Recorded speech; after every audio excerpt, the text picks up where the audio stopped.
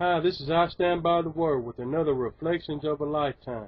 Today we will be reading from Job 38, verse 4. And it says, "Where wast thou when I laid the foundations of the earth?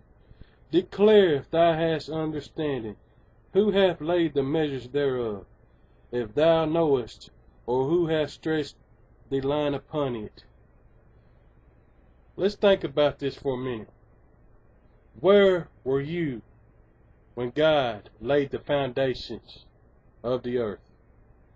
A lot of people want to speculate and come up with these theories saying that the earth started millions and billions of years ago. Well, in order to know this, you would have to be the originator of time. Well, we know that no scientist is the originator of time. To say that we come from monkeys, this, that, and the other, where were you when God laid the foundations of the earth? How can you say God does not exist? Where were you when He laid the foundations of the earth? And that's a simple question. And it's really a simple answer. You wasn't there. I wasn't there. No one's there. So why do people speculate that if there's a God? Look around you. You got everything around you. You got trees, you got sky, you got earth, you got everything. You got the ground beneath you. You got everything.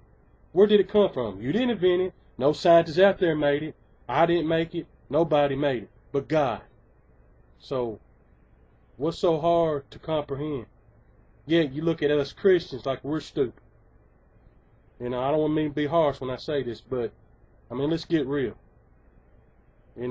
Why do people spend more time denying the true facts and trying to create a bunch of baloney, putting them off as facts when there's no proof? It takes more faith to believe that there's no God than faith to believe there is a God. Really, I commend you, whoever believes that way, because I wish I had that kind of faith. Because that's some extreme faith. Don't take none of this, what I'm saying, harshly. And it's just something to think about. I'm sure I'm going to get comments from people, atheists, who saying, the Bible's a myth, or God is a myth. Well, I beg to differ. God is not a myth, nor is the Bible. You hope it is a myth. That way you don't have to, look at your sin. And you don't have to look, well, there might be a possibility of hell. Not that I'm trying to spread fear of hell, Let's look at it this way. We all got cancer. And everybody needs the remedy. And in order to get cured, you have to take the remedy. Well, if you had cancer and it was possible to get the remedy, would you not take it? How could you reject that?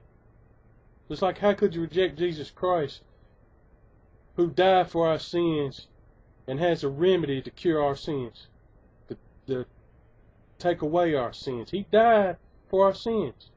We have the cancer of sin. He is the remedy.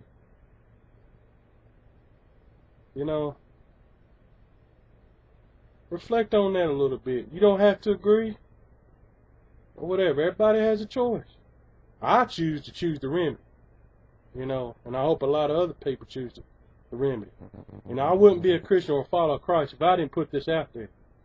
I'm not going to compromise with people saying, okay, it could be a possibility that God didn't make us apes first, and then millions of years later we became humans. I'm not going to compromise with that, because if you read in Genesis, at each day He said it was good.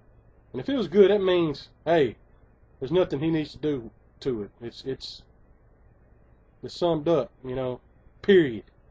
There's nothing else He's going to do to it. So, I don't see no talking monkeys. The only time I seen the talking monkeys when I watched that movie Planet of the Apes.